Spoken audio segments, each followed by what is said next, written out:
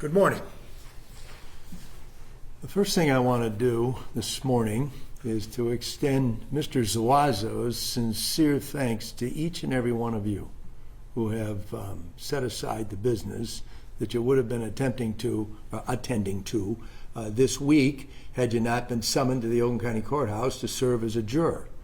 And he has known about this case since the 18th day of October last year, when he was in custody and brought before a judge and advised at his arraignment of what the charges against him were. Very serious charges. First-degree felony murder for the death of Mr.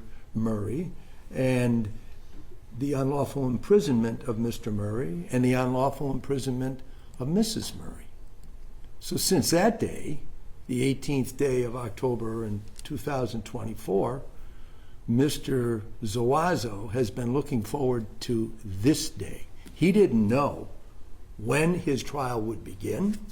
He didn't know who among his fellow citizens would be summoned to the Oakland County Courthouse to serve as the triers of fact, the people who will determine the truth in this case. But he did know this, that once his case was presented before a group such as yourselves, that the truth would then be known. So he's been waiting for this day as his day of vindication. And it is for that reason that I extend his sincere thanks, as well as my own, for you all serving as jurors in this very serious matter. Now, the questions that you have to determine are all focused on Joshua Zuazo. You don't have to make any findings of fact as it affects the co-defendant, Mr. Hernandez. And that is as it should be. There's a separate jury that will deal with the facts associated with him. But because the allegations are that the two men worked in concert, or that at least this, and this is what I am prepared to concede today, is that Mr. Hernandez did not work alone. His jury will have to determine the facts regarding his case, but you, sitting here taking in the evidence, are not going to have any question in your mind whatsoever that the first person at the door to try and enter the Murray home on the night, or during the night of October 10 of last year, is Carlos Hernandez.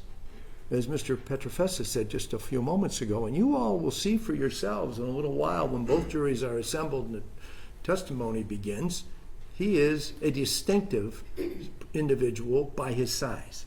He's 6'5", or I read in one report 6'6". When he was arrested in October of last year, he weighed 450 pounds. I don't know exactly what he weighs in at this time now, but the fact of the matter is a very big individual.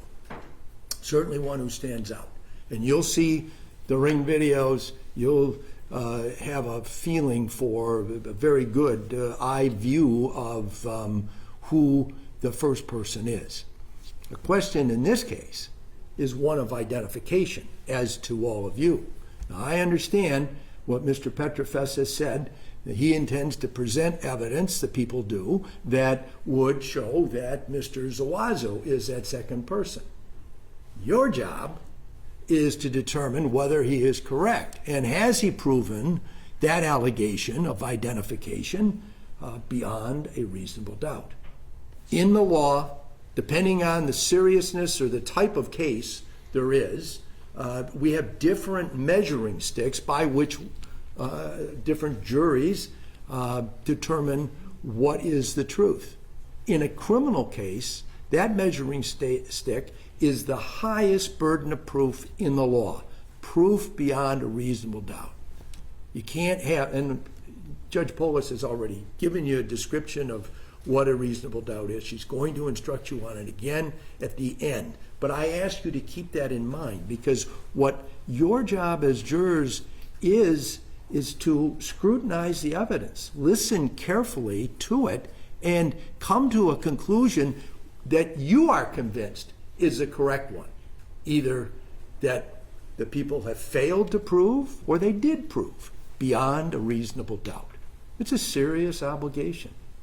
And I'm sure when you received that summons, whenever that was, it said you had to be here this past Monday to serve as jurors, or at least potentially serve as jurors, you looked at it as not a wonderful opportunity to do some public service or civic duty, but as an interference in whatever it is that each of you would have been doing this week.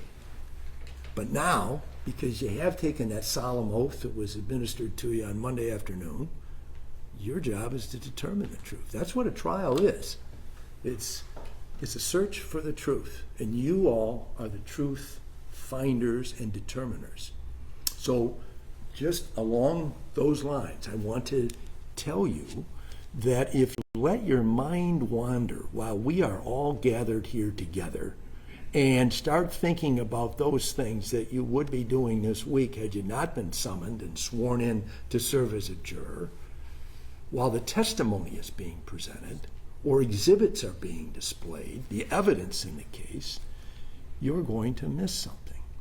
If you go this afternoon at lunchtime and have a excellent meal somewhere, and when we get into the afternoon session today or tomorrow or Friday or however long this trial lasts, and that meal starts to settle and your eyes become heavy and you start to drift off, you're going to miss something. Don't let that happen. This is serious business. And that oath that maybe went in one ear and out the other has real serious implications. And the reason for all that is, and the reason why it's so important that you listen, is because in the end, when all the evidence has been presented, and the arguments of Mr. Petrofessa and myself have been presented, and Mr. Magaro, and Judge Polis has concluded, giving you her final instructions on the law, 12 of you will be chosen to go back into that jury room where right now you can talk about anything except this, the only reason why we're all here together. And then begin your deliberations, your discussions about what the evidence is. And that's where paying attention is essential, because you can't honestly participate in those discussions if you weren't paying attention. And the way and the reason why, and even as wonderful as the United States is, we didn't come up with this idea of 12 people on a jury. That goes back to the Old English common law, and it's been around for centuries longer than the United States has existed. And the reason it's done that way is because 12 people of differing life experiences and just knowledge of life in general sit down, they listen to what the evidence is, and then they all tell their different perspectives. And they engage with one another and come to a determination of the truth.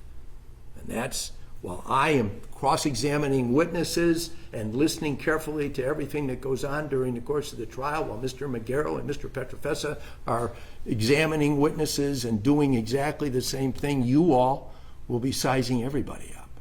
One of the things that Judge Polis has already instructed you on, and she's going to instruct again, I'm pretty confident, at the conclusion of the trial, is listening to the witnesses. And I'm not going to say that any person who comes into this courtroom and takes an oath to tell you the truth, because I know who these witnesses are, and I've read what they've said in the past, and I have an understanding of what I expect you all are going to see. I'm not going to tell you that anybody's a liar. But one of the instruction you get on listening to witnesses is people can give testimony about what they think they saw, say it honestly because that's really what they believe, and still simply be wrong. I am not a very good mathematician. I had trouble with that when I got to trigonometry. But I understand that, we all understand 2 and 2 is 4.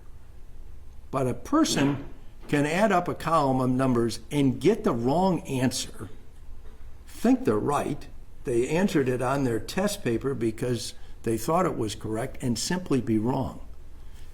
This information that you're going to hear during the course of this trial is traumatic, and it's disturbing. And as you sit through it, you are going to be traumatized yourself to a certain extent, because you're going to see some photographs that are pretty rough to look at of Mr. Murray, where he was found by the deputies that went to their home, the Murray home, and started their investigation. You're going to see Mrs. Murray testify.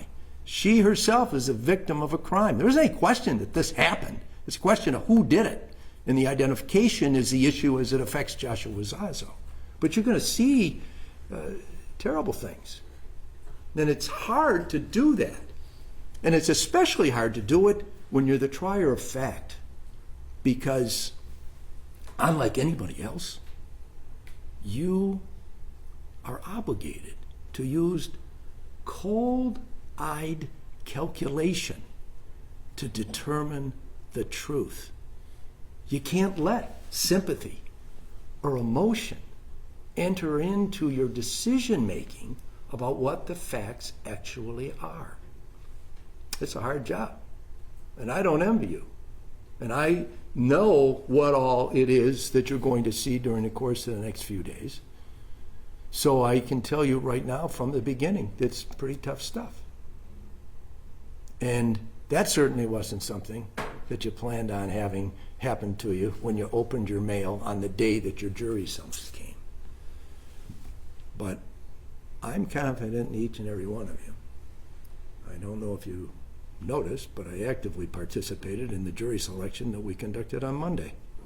And I can assure you, if I didn't have that confidence as a fairly well-experienced attorney, you would not be occupying the seats where you find yourselves today.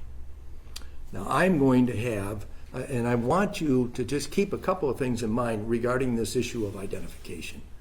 Well, the ring camera makes it really clear who the big fellow is. It doesn't really identify Mr. Zuazo. And there'll be quite a bit of questioning about that. The person, Kelly Broad, who says that, and I expect his testimony will be, because I have some knowledge of it, that he saw that ring video on television in the days immediately after this event took place. And he came forward and he made an identification of Mr. Zuazo. I will have a series of questions for him, and I ask you to listen with keen interest there, because that's a really important thing. He's an essential witness in this case for the prosecution to establish that Mr. Zuazo is the person. And the question will be, and the one that I will raise in the end in my closing argument, is whether Kelly Broad is correct. This is an important and serious matter, and you want to see justice done, and I get that. But justice and retribution, they don't equal the same thing. And your job as jurors is to find what the real facts are and to make a determination regarding whether the correct person has been, and that is Joshua Zuazo, has been identified as the second man involved in this case. It isn't that it didn't happen. It isn't that it isn't a terrible crime, or they are all terrible crimes. But the question for you as Joshua Zuazo's jurors is whether he is the second man. And is he responsible for any of the crimes that were committed on October the 11th? I thank you for the attention you've paid so far. I know you'll pay attention during the course of the trial, and I look forward to getting my next opportunity to speak with you when I present my closing argument on behalf of Mr. Zuazo at the end of the evidence presentation. Thank you, Your Honor. Thank you, Mr. McCarthy.